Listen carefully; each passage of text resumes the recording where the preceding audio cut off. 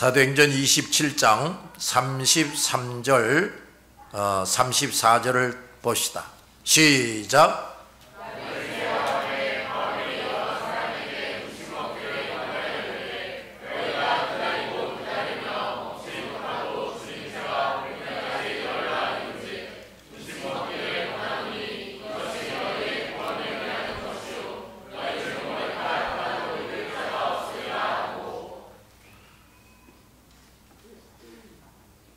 (34절) 상반절을 더 잘 번역하면 하지만 이제 음식을 먹으라 그래야 살아남을 수 있다 입니다. 날이 새어가매 바울이 여러 사람에게 음식 먹기를 권했다 그랬습니다. 사람들은 배가 암초에 걸리거나 모래톱에 걸려서 깨질 것을 염두에 두고 바울이 말한 너희가 한 섬에 들어가서 한 사람도 죽지 않고 살 수 있다는 말만 생각하면서 날이 새기만을 기다렸어요. 그래서 바울이 너희가 기다리고 기다렸다 한 것입니다. 그런데 저들은 그 외에 어떤 것도 생각할 수조차 없었어요. 그러나 바울은 날이 새기 전에 그들이 무엇을 하고 그 후에는 무엇을 해야 하는가를 이미 자세히 알고 있었어요. 바울은 하나님께서 항상 함께 하시는 사람, 하나님께서 항상 함께 하시는 사람이었기 때문에 그렇게 할 수가 있었어요. 이런 사람이 한 배에 타고 있다는 사실은 그 배에 있는 다른 사람들에게 참으로 다행하고 복된 일입니다. 바울은 그 사람들에게 시시때때로 무엇을 어떻게 하는지를 일깨워 주었어요. 자기 혼자만 뭐 알고 자기 혼자만 뭐 잘하는 게 아니고 그 순간마다의 일깨움이 저들을 순간마다 안식처로 이끌어가는 것이 됩니다. 저들이 그것에 대해서 귀를 막거나 전처럼 우롱이나 한다면 살지 못하고 다 죽었을 겁니다.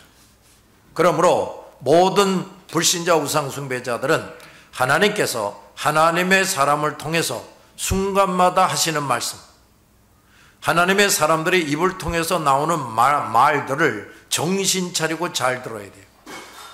그리고 거기에 잘 순응해야 됩니다.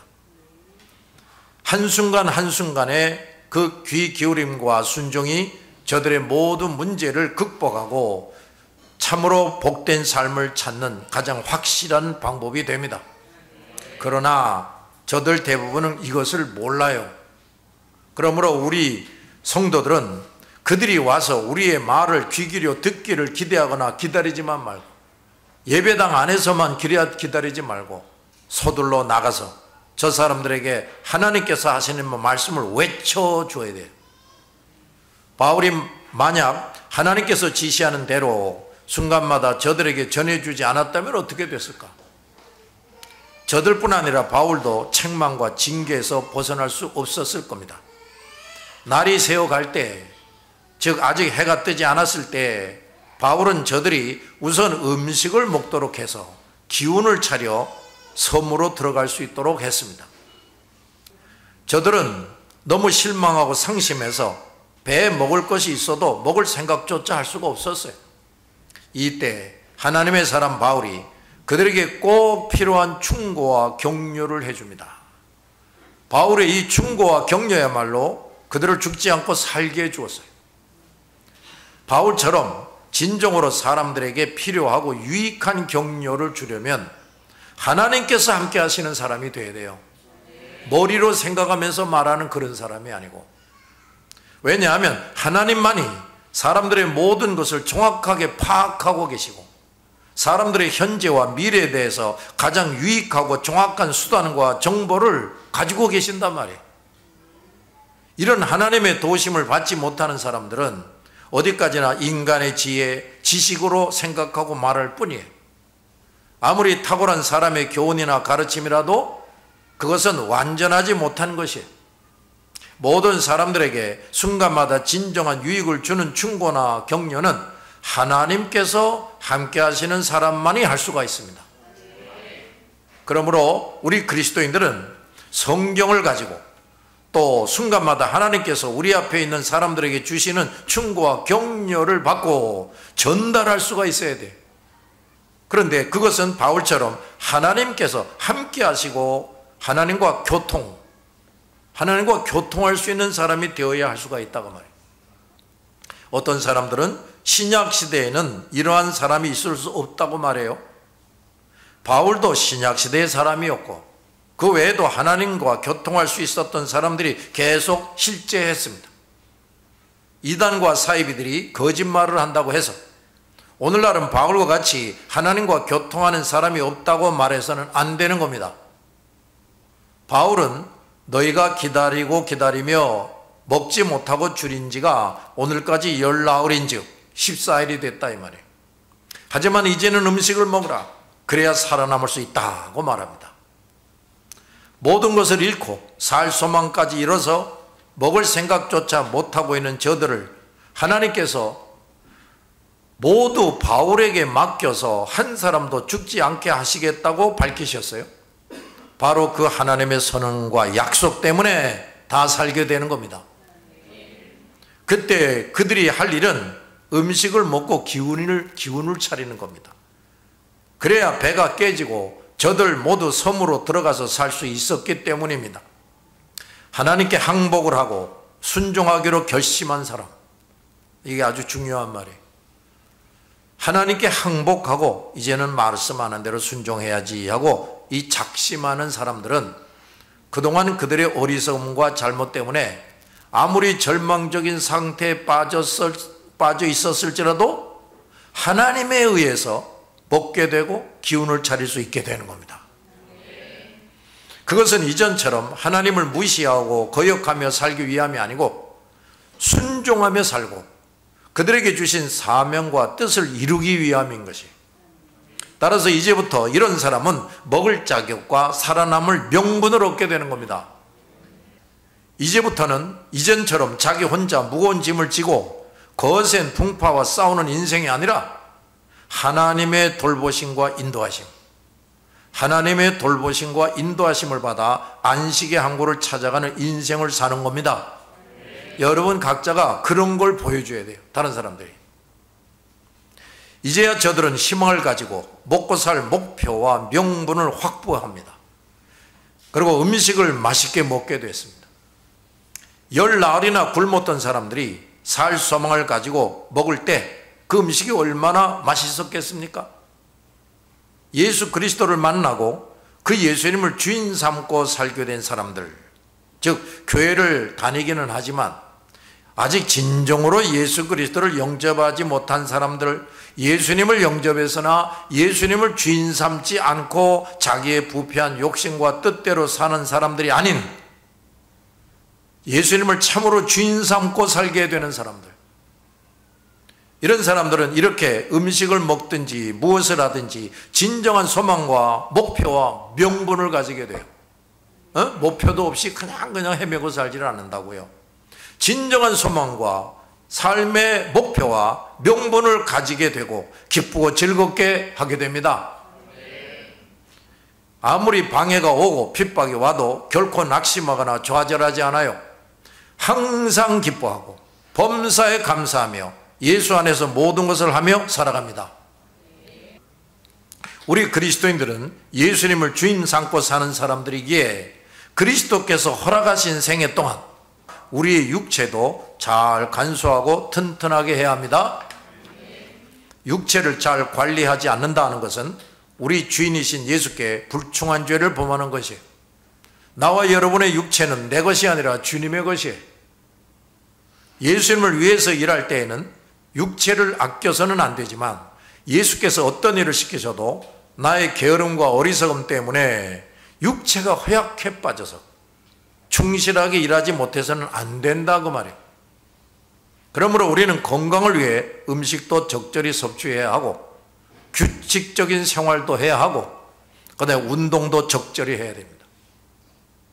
바울은 말합니다. 너희 중 머리카락 하나도 잃을 자가 없으리라. 놀라운 말이 나와요. 이 말은 그 사람들 중 한 사람도 죽지 않고 살게 하신다는 하나님의 말씀을 더 확실하게 확인시켜주는 말입니다. 사람의 몸뚱이 정도가 아니라 그 사람의 머리카락 하나도 잃지 않게 해주신다는 거예요. 바울이 이렇게 말했으니 그대로 됐을 겁니다. 하나님께서 도우시고 인도해 주시게 된 사람은 이렇게 완벽한 도우심과 인도하심을 받게 되는 겁니다. 이것은 과장법이 아니에요. 하나님은 전지전능하시고 완전하신 분이므로 그분이 지켜주시고 돌보아 주신다면 그 정도는 문제될 게 없지요. 그렇지 않아요? 그러므로 이 하나님을 전적으로 의지하고 주인 삼고 사는 사람, 그냥 교회 다니는 사람이 아니라 전적으로 이 하나님을 의지하고 주인 삼고 사는 사람처럼 안전하고 행복한 사람은 없는 겁니다. 머리카락 하나도 잃지 않게 해주신다는 말에는 그 사람은 하나님께서 머리카락 하나까지도 귀중하게 여겨주고 계시다는 의미가 있어요. 머리카락이 몇 가닥 빠져 사라진다고 해서 생명에 지장을 주거나 활동에 큰 문제는 생기지 않습니다. 그런데도 일단 하나님께서는 너는 내 사람이다 하게 되면 머리털까지도 날마다 세시고 세심하게 돌봐주신단 말이에요. 그런데 하나님을 주인 삼고 의지하는 사람들조차도 이런 사실을 잊고 살고 있다고 말해요. 새까맣게 잊어버리고 살아요. 자, 하나님을 주인 삼고 사는 성도가 되기 바랍니다. 하나님을 어떻게 하는 성도? 주인 삼고 사는 성도. 진정으로 자기를 부인하고 자기 십자가 지고 예수 그리스도의 뒤를 따라가는 성도가 되어야 돼. 그리고 먼저 주의 나라와 의를 이루기 위해서 눈물과 땀을 흘리며 꾸준히 해나가고 있는 성도가 되어야 됩니다.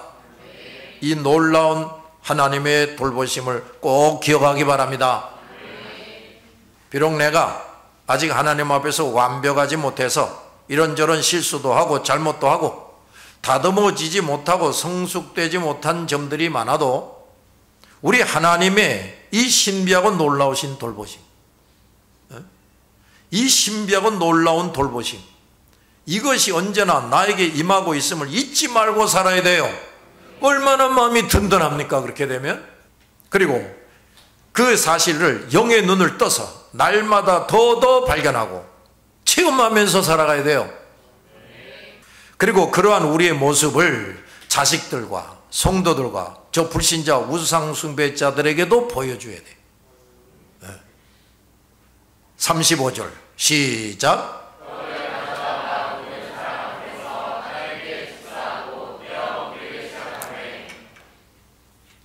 자, 짧은 기록이지만 우리에게 아주 중요한 것들을 깨우쳐 줍니다. 첫째, 바울은 빵을 가져다가 사람들이 먹게 했다 그랬어요. 사람들은 배 안에 먹을 식량이 있었지만 그것을 가지고 음식을 만들거나 차려서 먹을 생각조차 할 수가 없었어요. 그들은 누군가가 음식을 해주어야 겨우 먹을 수 있었는데 그 일을 바울이 한 겁니다. 여기에는 바울이 했다고만 기록되어 있는데 그 많은 사람들이 충분히 먹을 빵을 만들기 위해서는 누가, 지금 이 배에 누가가 타고 있어요. 같이 아리스타고 이런 동행하는 제자들이 있었단 말이에요. 이들이 빵을 만드는 겁니다. 결국 절망에 빠진 사람들에게 진정한 위로와 격려를 줄 뿐 아니라 먹을 음식을 만들어주는 것까지도 하나님의 사람들이 했습니다. 사람들이 절망에 빠져 있을수록 그들을 영육간에 도울 수 있는 사람이 누구냐? 그들 옆에 있는 다 같이 하나님의 사람들. 그 때에는 부자도 정치인도 기술자도 학자도 마찬가지로 다 절망에 빠져 있으므로 하나님도 모르고 살던 자들 중에는 그 절망에서 구출해낼 수 있는 사람이 없어요. 왜냐? 그 절망은 하나님을 멀리하고 불순종했기 때문에 하나님께로부터 온 징벌이라고 말해요. 그러므로 그 징벌을 당하고 있는 사람들은 그 징벌받고 있는 다른 사람들을 도울 수가 없어요. 자기도 지금 벌받고 있는데 누굴 돕습니까? 그러니까 그 징벌 당하고 있는 사람을 도울 사람은 누구냐? 징벌의 대상이 아닌 사람들이어야 되는 거지. 그들이 바로 하나님이 함께 하시는 사람들이에요. 모든 인간이 죄인이어서 그들 중 누구도 자기와 다른 사람들을 구원할 수 없기에 죄인들이 당하는 형벌과 상관이 없는 예수 그리스도가 인간의 몸을 입고 이 땅에 오셔서 그들을 구원해 주신 것과 같은 거죠. 그러므로 불신자 우상숭배자들이 이 땅에 사는 동안 그 모든 절망적 상태에서 구출되는 것은 오직 하나님의 사람에 의해서만 가능합니다. 모든 불신자와 우상숭배자들은 자신들을 구출해내기 위해서 하나님의 사람들이 자신들 옆에 있다는 사실에 대해서 참으로 감사해야 돼요.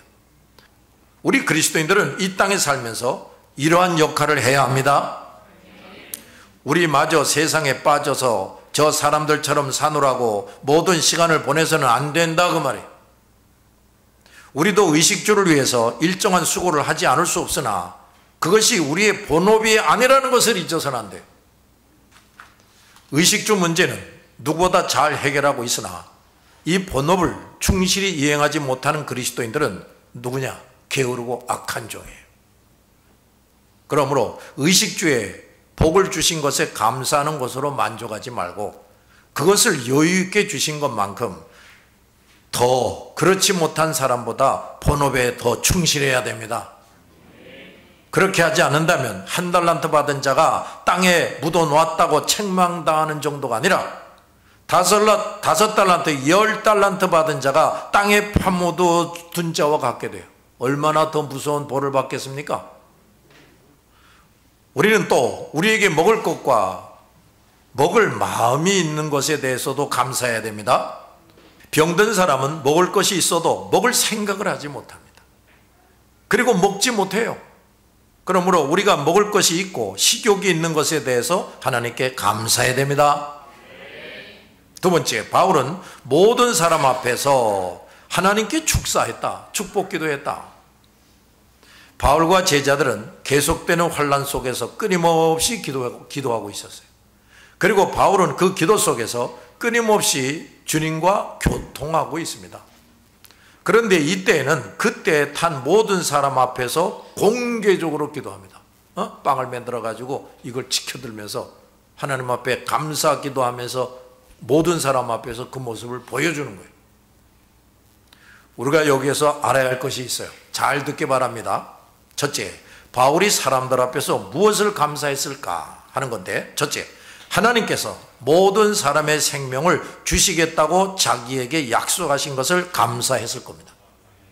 두 번째, 극심한 풍파 속에서도 말씀하신 대로 배가 한 섬에 가까이 가게 하고 있는 것에 대해서 감사했을 거예요.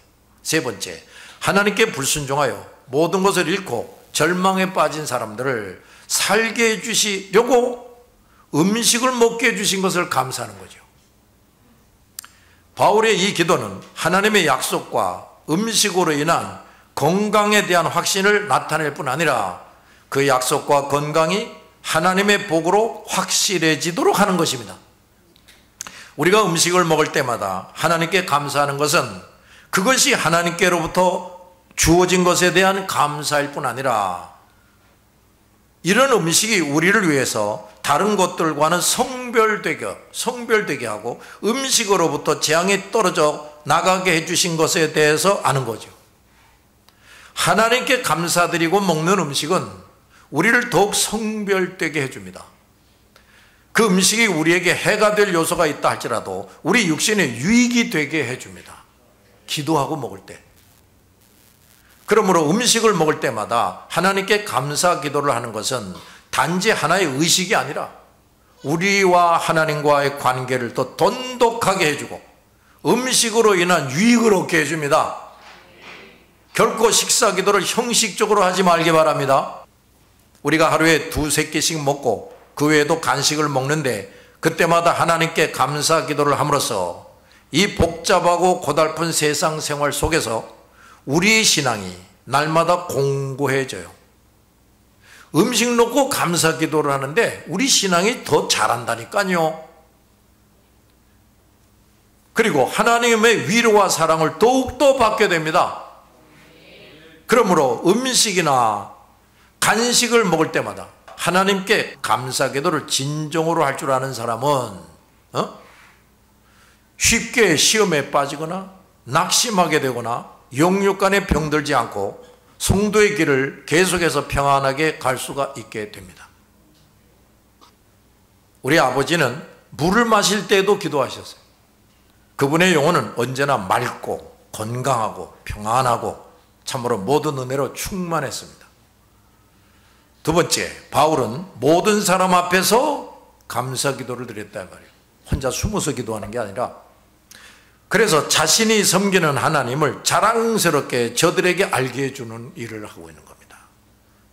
바울의 그 공개 기도는 모든 사람의 시선을 하나님께 집중시키는 것이 됐어요.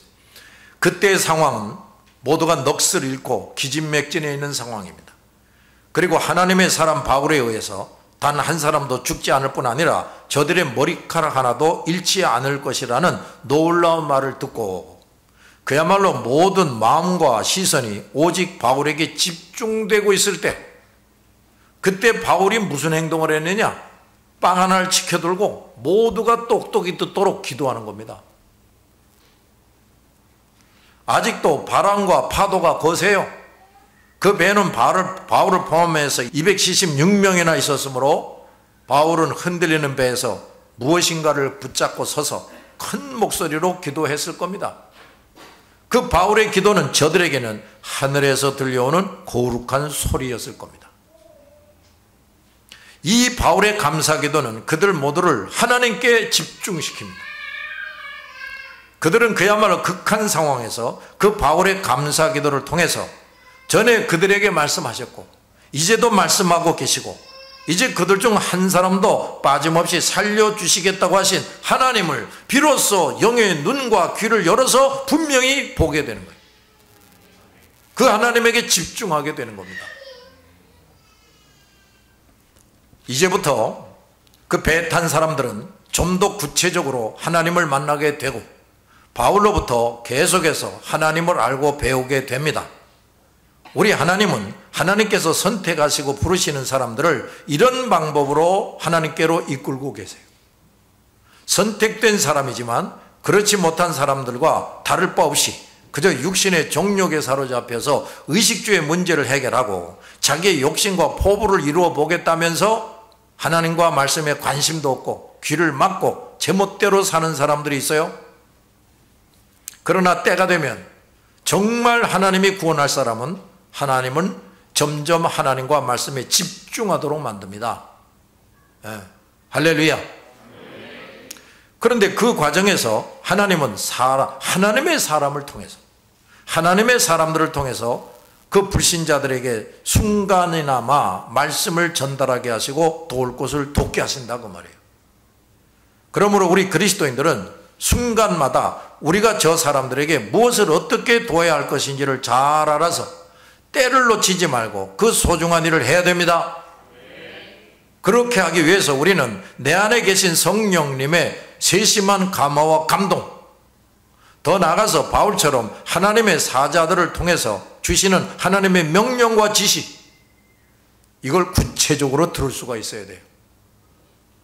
오늘날 많은 교회와 그리스도인들이 이것에 대해 너무 무지하거나 무관심해요. 우리가 성령의 세심한 지시와 인도 따라합시다. 성령의 세심한 지시와 인도, 이것을 제대로 받지 못하면 바울처럼 하나님의 뜻을 따라 때를 놓치지 않고 사람들을 돕는 일을 제대로 할 수가 없게 된다고 말이에요. 자, 그러므로 모든 교회들과 목사와 지도자들은 성령의 감화와 감동을 정확하게 받고 이래야 돼요. 더 나아가서 성령과 교통하는 사람이 되기를 힘써야 됩니다.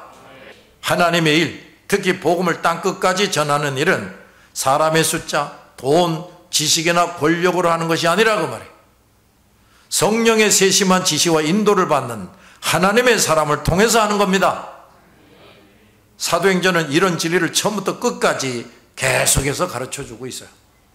두 번째, 바울의 이 공개 기도는 극심한 환난 속에서도 하나님께 감사할 수 있는 것을 보여주는 겁니다. 바울 앞에 있는 사람들은 여전히 절망과 죽음의 공포에 빠져 있어요. 그러나 바울은 지극히 평온하고 안심하고 있었고 나아가서 진심으로 하나님께 감사하고 있습니다. 바울의 기도는 이런 것을 저 사람들에게 보여주는 것이었어요. 그리고 극심한 상황에서도 다른 사람들을 진정으로 유익하게 하게끔 돕고 있다는 것을 보여줍니다. 우리 그리스도인들은 어떤 상황 속에서도 근심 걱정에 사로잡히지 않는 모습, 언제나 평안하고 안심하고 있는 모습, 그리고 항상 하나님께 감사하는 모습, 언제나 모든 사람을 영육간에 유익하도록 돕는 모습을 생활 속에서 보여줘야 돼요. 이같이 하여 바울의 공개적인 감사기도는 아주 효과 있는 전도가 됐습니다. 우리 그리스도인들이 학교에서나 직장에서 어디서든지 모든 사람들이 보는 앞에서 음식이나 간식을 먹기 전에 감사기도를 드리는 것은 여러 종류의 사람들에게 훌륭한 전도가 됩니다. 그러므로 불신자와 우상숭배자들 앞에서 먹거나 마실 때마다 기도하는 것을 결코 부끄러워하거나 게을리하지 맙시다. 기도합시다.